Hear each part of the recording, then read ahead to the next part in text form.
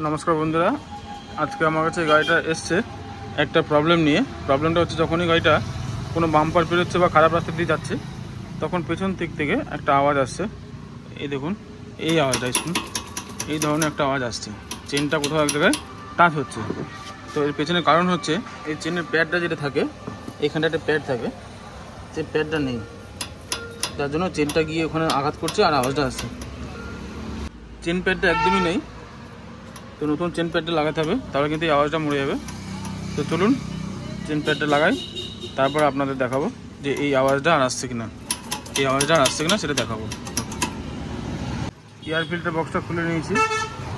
তো এবারে আমি এই বোল্টটা খুলবো, এই বোল্টটা খুলে আবার নতুন বোল্ট লাগাবো এবং সাথে চেন প্যাডটা লাগাবো। এইখান থেকে এই পর্যন্ত চেন প্যাডটা থাকে। চলুন চেন প্যাডটা লাগাই।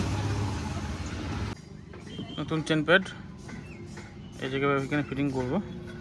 শুধুমাত্র একটা বোল্ট লাগবে এখানটা, আর এটা ওই লকটার সঙ্গে এখানে ফিটিং হয়ে যাবে। লকটার সাথে এই হোলটা আছে, এখানে ফিটিং হবে।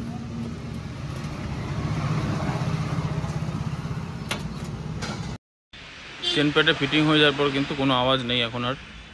চেন প্যাডটা ছিল না বলেই আওয়াজটা আসছিল।